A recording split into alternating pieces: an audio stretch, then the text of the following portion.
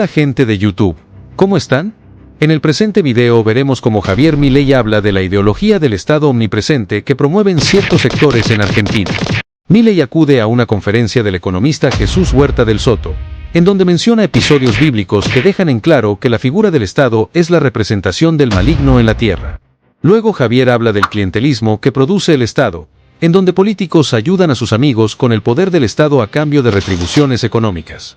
Sin embargo, a pesar de esta deformación que sufrió el Estado argentino en los últimos 80 años, en el año 2023 la gran mayoría de los argentinos se dieron cuenta de que el Estado presente era una completa y absoluta mentira y decidieron apoyar las ideas de la libertad como una solución a la casta política que hace años viene destruyendo al país.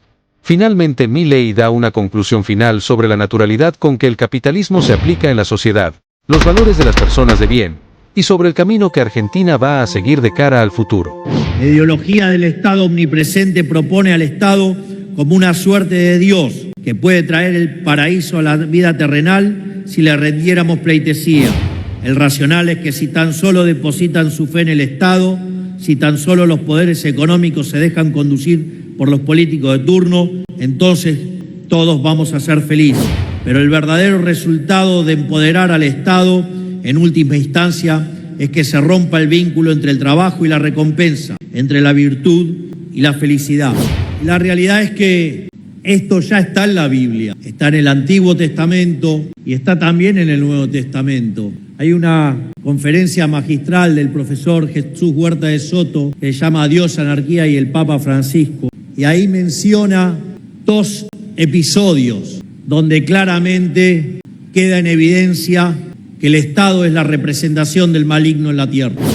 En el primer caso es el de Samuel capítulo 8, donde, dado que Samuel ya estaba grande y sus hijos no querían continuar su camino, van y le piden que querían tener un rey. Entonces cuando Samuel habla con el Creador le dice, ¿quieren un rey? El Señor le dice que quieren un rey porque no confían en él. Y le dice, pero ve y dile cómo todas las cosas que te quitará tener ese rey, y que al final de cuentas no solo los va a empobrecer porque les va a sacar lo mejor de cada uno, sino que además van a terminar perdiendo la libertad. Primera Samuel capítulo 8 versículo 1. Aconteció que habiendo Samuel envejecido, puso a sus hijos por jueces sobre Israel. Y el nombre de su hijo primogénito fue Joel, y el nombre del segundo Abías. Y eran jueces en Beerseba. Pero no anduvieron los hijos por los caminos de su padre. Antes se volvieron tras la avaricia, dejándose sobornar y pervirtiendo el derecho. Entonces todos los ancianos de Israel se juntaron y fueron a Rama para ver a Samuel. Y le dijeron, he aquí tú has envejecido, y tus hijos no andan en tus caminos. Por tanto, constitúyenos ahora un rey que nos juzgue, como tienen todas las naciones. Pero no agradó a Samuel esta palabra que dijeron, danos un rey que nos juzgue. Y Samuel oró a Jehová. Y Jehová a Samuel dijo, oye la voz del pueblo en todo lo que te digan, porque no te han desechado a ti, sino a mí me han desechado, para que no reine sobre ellos, conforme a todas las obras que han hecho desde el día en que los saqué de Egipto hasta hoy, dejándome a mí y sirviendo a dioses ajenos, así hacen también contigo. Ahora pues, oye su voz, mas protesta solemnemente contra ellos, y muéstrales cómo les tratará el rey que reinará sobre ellos. Y refirió Samuel todas las palabras de Jehová al pueblo que le había pedido rey. Dijo pues, así hará el rey que reinare sobre vosotros. Tomará vuestros hijos, y los pondrá en sus carros, y en su gente de a caballo, para que corran delante de su carro. Y nombrará para sí jefes de miles y jefes de cincuentenas. Los pondrá asimismo a que aren sus campos, y sieguen sus mieses, y a que hagan sus armas de guerra, y los pertrechos de sus carros. Tomará también a vuestras hijas, para que sean perfumadoras, cocineras y amasadoras. Asimismo tomará lo mejor de vuestras tierras, de vuestras viñas y de vuestros olivares, y los dará a sus siervos. Diezmará vuestro grano y vuestras viñas, para dar a sus oficiales y a sus siervos. Tomará vuestros siervos y vuestras siervas, vuestros mejores joven y vuestros asnos, y con ellos hará sus obras. Diezmará también vuestro rebaño, y seréis sus siervos. Y clamaréis aquel día a causa de vuestro rey, que os habréis elegido, mas Jehová no os responderá en aquel día. Pero el pueblo no quiso oír la voz de Samuel y dijo, no, sino que habrá rey sobre nosotros, y nosotros seremos también como todas las naciones, y nuestro rey nos gobernará, y saldrá delante de nosotros, y hará nuestras guerras. Y oyó Samuel todas las palabras del pueblo, y las refirió en oídos de Jehová. Y Jehová dijo a Samuel, oye su voz, y pon rey sobre ellos. Entonces dijo Samuel a los varones de Israel, idos cada uno a vuestra ciudad. Y esto, además, esta idea, digamos, del Estado como representación del maligno, donde más explícitamente queda claro, es en el Evangelio de San Lucas. Voy a leer la cita, digamos, capítulo 4, versículo 5, cuando el Señor Jesucristo está frente a las tres tentaciones que le propone el maligno, y en la peor de todas, el maligno le propone que se arrodille frente a él, porque le muestra todos los reinos del mundo, es decir, los estados, el Estado, y le dice que si se arrodilla frente a él, le dará el poder sobre todos los estados del mundo, porque ese poder le fue dado, es decir, está la confesión propia del maligno, que el Estado es la representación del demonio. Capítulo 4 del Evangelio según San Lucas. Dice así la palabra de Dios. Jesús, lleno del Espíritu Santo, volvió del Jordán y fue llevado por el Espíritu al desierto por 40 días. Y era tentado por el diablo. Y no comió nada en aquellos días, pasados los cuales tuvo hambre. Entonces el diablo le dijo, si eres hijo de Dios, di a esta piedra que se convierta en pan. Jesús respondiendo le dijo, escrito está, no solo de pan vivirá el hombre, sino de toda palabra de Dios. Y le llevó el diablo a un alto monte, y le mostró en un momento todos los reinos de la tierra. Y le dijo el diablo, a ti te daré toda esta potestad, y la gloria de ellos, porque a mí me ha sido entregada, y a quien quiero la doy. Si tú postrado me adorares, todos serán tuyos. Respondiendo Jesús le dijo, vete de mí, Satanás, porque escrito está, al Señor tu Dios adorarás, y a Él solo servirás. Y le llevó a Jerusalén y le puso sobre el pináculo del templo y le dijo, si eres hijo de Dios, échate de aquí abajo, porque escrito está, a sus ángeles mandará acerca de ti que te guarden, y en las manos te sostendrán para que no tropieces con tu pie en piedra. Respondiendo Jesús le dijo, dicho está, no tentarás al Señor tu Dios. Y cuando el diablo hubo acabado toda tentación, se apartó de él por un tiempo.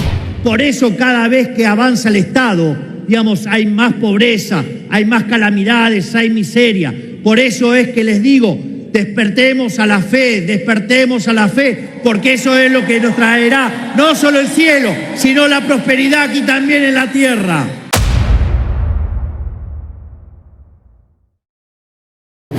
Es más, porque además en el clientelismo, digamos, que se aboga tanto, repartir beneficios sin la medida del mérito alguno, más allá de la conveniencia política de quien reparte. O sea, esto es muy importante tener claro.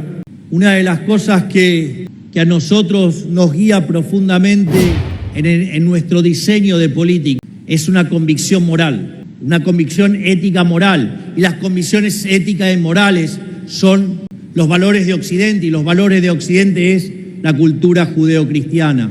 Por eso para nosotros, cada vez que nos enfrentamos a una situación que hay que resolver, repetimos recurrentemente esa definición maravillosa del liberalismo que ha propuesto el profesor Alberto Venegas Lynch, hijo, inspirado en John Locke. Y dice que el liberalismo es el respeto irrestricto del proyecto de vida del prójimo, basado en el principio de no agresión y en defensa de la vida, la libertad y la propiedad. En definitiva, no matarás porque respetarás la vida.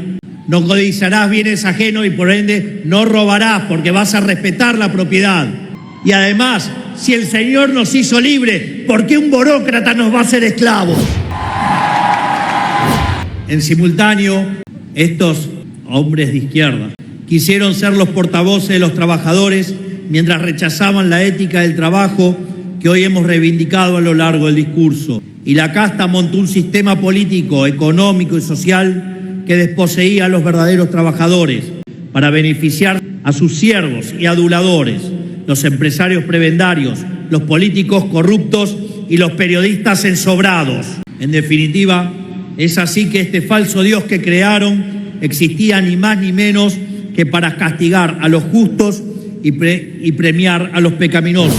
Los cultistas del Estado construyeron para esto una cosmovisión radical que insistía en negar identidades contables como que la emisión genera inflación. Todo esto para esconder el agigantamiento del becerro de oro, porque en el fondo no son más que eso, es un becerro de oro, el Estado es el becerro de oro. La gente encontraba que cada vez su trabajo rendía menos, era devorada por impuestos excesivos, empezando por el señoriaje, el más cobarde de los impuestos porque recurre a la ilusión monetaria para su ejecución. La sociedad cayó así en la pobreza y el esclavismo fiscal. Destruyeron la dignidad del trabajo porque cualquier independencia ofendía a su falso Dios.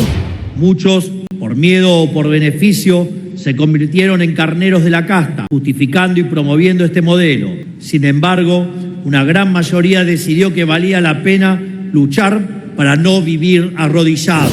Digamos, acabamos de ser testigos de Lucas 4, versículo 5, porque el Hijo de Dios no se arrodilló frente al maligno. En este sentido, las elecciones de 2023 no fueron más que el reencuentro del pueblo argentino con los valores de la libertad y su rechazo a este falso Dios del Estado. Lo fueron a nivel nacional y también especialmente en la provincia del Chaco. Felicitaciones, gobernador Esdero. Gracias. La gente pudo ver que detrás de las promesas vacías de felicidad solo había miseria y opresión y que siempre se trató de eso. La libertad no es ni más ni menos que la luz que nos permite barrer con las tinieblas de quienes quieren volvernos esclavos.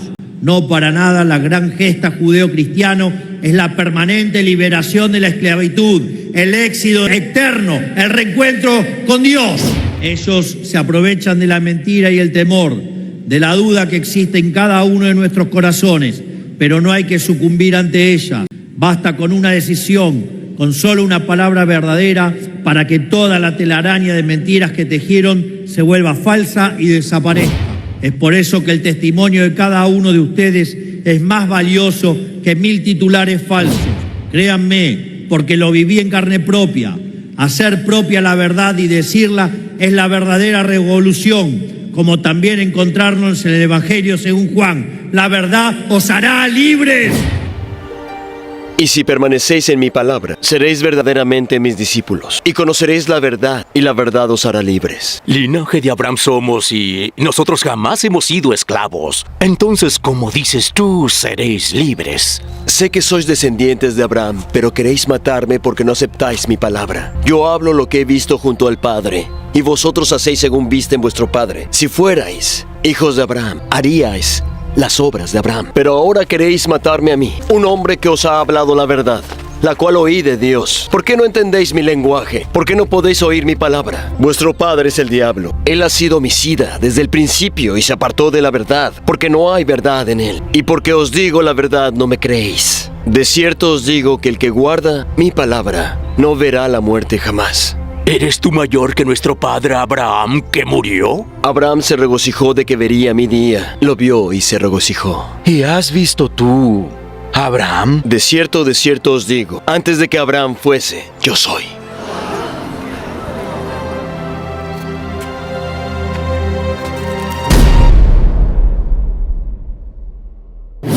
Entonces, para concluir, el capitalismo como sistema de cooperación social tiene una afinidad natural con los valores judeocristianos que durante tantos años Occidente fue desarrollando en su seno. Entender la diferencia entre el bien y el mal y vivirla es la base de la prosperidad económica. El trabajo, el ahorro y la inversión surgen naturalmente de los hombres dedicados a vivir vidas buenas y las instituciones solo tienen que acompañar este proceso. No hace falta reinventar la rueda. La tradición milenaria que le dio luz a Occidente y a nuestra gran nación tienen todos los elementos necesarios para convertirnos nuevamente en un pueblo próspero, un pueblo capaz de prepararse codo a codo con quienes lideran el sendero del progreso humano. No hay entonces base más sólida sobre la que construir el eterno edificio de nuestro país que la que constituyen estos valores que estamos defendiendo y sosteniendo acá. Es así que los que nos proveen la tradición y quienes la mantienen viva es el fuego de un pasado que cuando llega a los corazones de todos los ciudadanos ilumina a través de ellos a la nación entera. Necesitamos reencontrarnos con las verdades de nuestro pasado para poder dar un paso firme hacia nuestro futuro. Un pueblo con esta llama en sus corazones se convierte en un faro universal, una luz que ilumina con su gracia a la humanidad entera.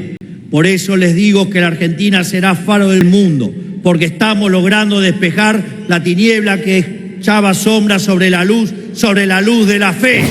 En definitiva, y sin más, quiero desear que Dios los bendiga a todos, que la fuerza del cielo nos acompañen y ¡viva la libertad, carajo! ¡Viva la libertad, carajo! ¡Viva la libertad, carajo! ¡Muchas gracias! Señor presidente de la Nación, doctor Javier Milei.